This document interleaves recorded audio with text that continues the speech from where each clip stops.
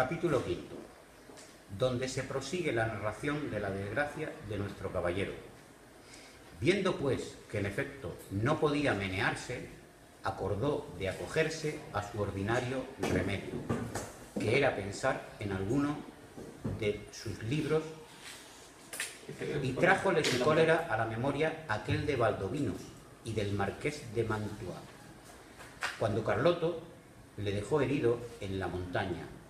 Historia sabida de los niños, no ignorada de los mozos, celebrada y aún creída de viejos, y con todo esto no más verdadera que los milagros de Mahoma. Esta, pues, le pareció a él que le venía de molde para el paso en que se hallaba, y así, con muestras de grande sentimiento, se comenzó a volcar por la tierra y a decir con debilitado aliento lo mismo que decía el herido caballero del bosque. ¿Dónde estáis, señora mía, que no te duele mi mal? ¿O no lo sabes, señora? ¿O eres falsa y desleal? Y de esta manera fue prosiguiendo el romance, hasta aquellos versos que dicen: oh noble marqués de Mantua, mi tío y señor carnal. Y quiso la suerte que cuando llegó a este verso acertó a pasar por allí un labrador de su mismo lugar y un vecino suyo que venía de llevar una carga de trigo al molino. El cual, viendo a aquel hombre allí tendido, se llegó a él y le preguntó que quién era y qué mal sentía que tan tristemente se quejaba. Don Quijote creyó sin duda que aquel era el marqués de Mantua, su tío. Así no le respondió otra cosa sino fue proseguir en su romance, donde le daba cuenta de su desgracia y de los amores del hijo del emperante con su esposa. Todo bien, de la misma manera que el romance lo canta. El labrador estaba admirado oyendo aquellos disparates y quitándole la visera que ya estaba hecho pedazos. De los palos le limpió el rostro que lo tenía lleno de polvo.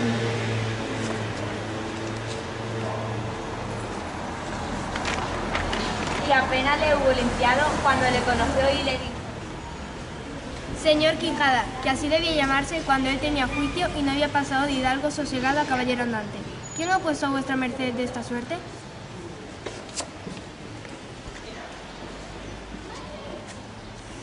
pero él seguía con su romance a cuanto le preguntaba.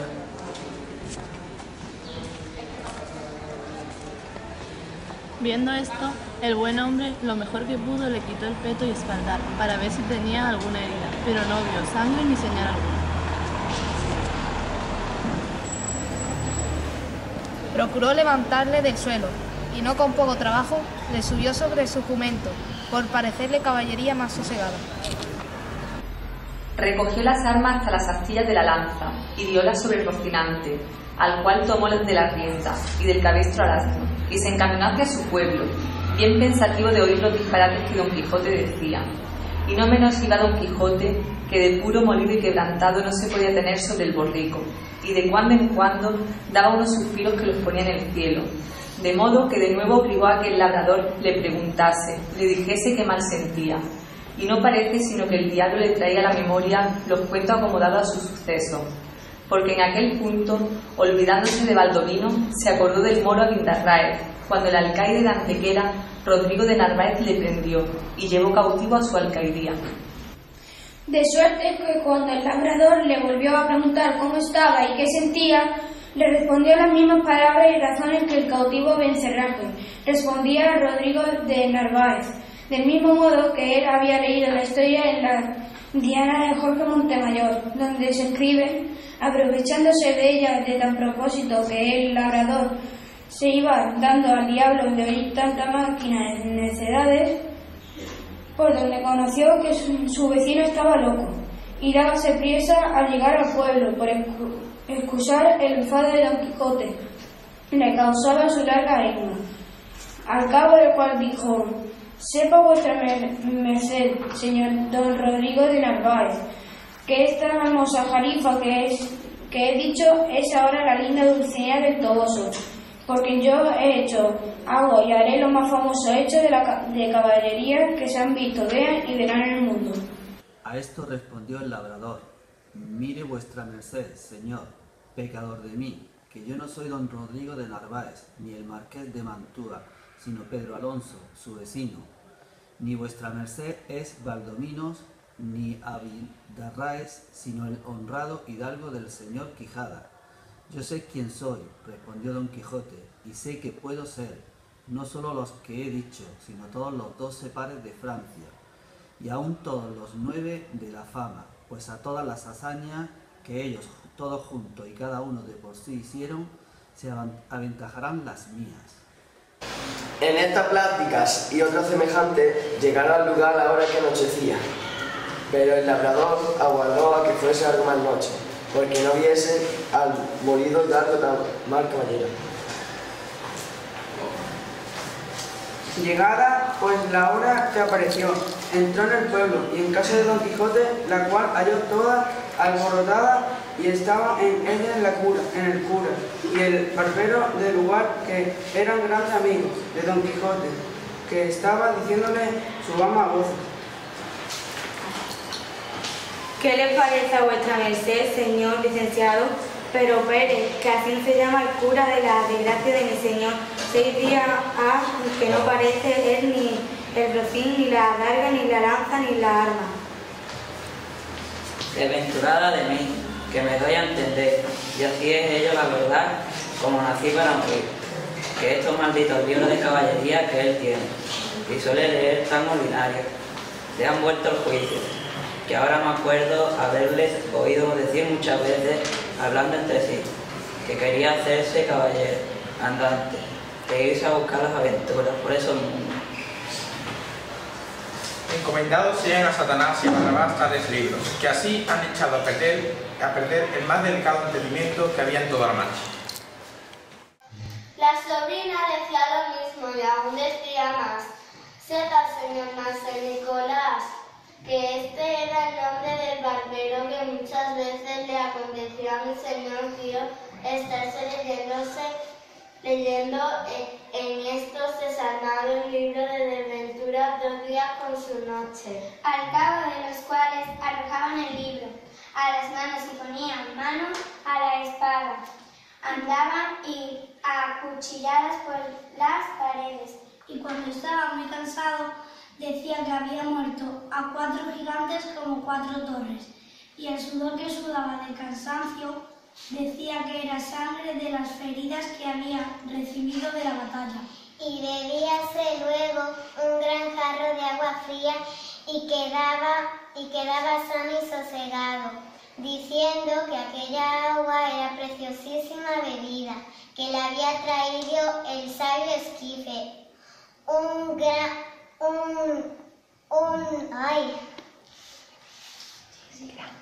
un grande encantador y amigo suyo. Mas yo me tengo la culpa de todo, que no avisé a vuestras mercedes de los disparates de mi señor tío, para que lo remediaran antes de llegar a lo que han llegado y que me hayan todo esto descomodado el libro, que tiene mucho, que bien merecen ser abrasados como si fuesen herejes. Esto digo yo también, dijo el cura, y al fe que no se pase el día de mañana sin que de ellos no se haga auto público y sean condenados al fuego, porque no des ocasión y a quienes leyeres lo que de hacer lo que mi buena amigo debe de haber hecho. Todo esto estaban oyendo el labrador y don Quijote. Con que acabó de entender el labrador la enfermedad de su vecino, y así comenzó a decir a voces: ahora en vuestra merced al señor Valdovinos, y al señor marqués de Mantua, que viene malferido, y al señor moro de Avindarráez, que trae cautivo el valeroso Rodrigo de Narváez, alcaide de Antequera. A estas voces salieron todos, y como conocieron los unos a su amigo, las otras a su amo y tío, que aún no se había apeado del jumento, porque no podía, corrieron a abrazarle. Él dijo: ténganse todos, que vengo malferido por la culpa de mi caballo. Llévenme a mi lecho, y llámese si fuera posible a la sabia Organda, que cure y cate mi ferida. Mirad, tengo la mala, dijo a este punto del alma. Si me decía mi corazón del pie que cojeaba mi señor. Suba vuestra merced en buena hora, que sin que venga esa hurganda le sabremos que curar. Maldita, digo, sean otra vez y otros 100 estos libros de caballería que tal han parado a vuestra merced. Lleváronle luego a la cama, y catándole las feridas no le hallaron ninguna. Y él dijo que todo era molimiento, por haber dado una gran caída con Rocinante, su caballo, combatiéndose con 10 jayanes, los más desaforados y atrevidos que pudieran fallar en gran parte de la tierra. Ta, dijo el cura, jayanes hay en la danza para mi santiguada, que yo los queme mañana antes de que llegue la noche. Hiciéronle a Don Quijote 1000 preguntas, y a ninguna quiso responder otra cosa, sino que le diesen de comer y le dejasen dormir, que era lo que más le importaba. Hízose así, y el cura se informó muy a la larga del labrador, del modo que había hallado Don Quijote. Él se lo contó todo con los disparates que al hallarle y al traerle había dicho, que fue poner más deseo en el licenciado de hacer lo que el otro día hizo, que fue llevar a su amigo el barbero maese Nicolás, con el cual se vino a casa de Don Quijote.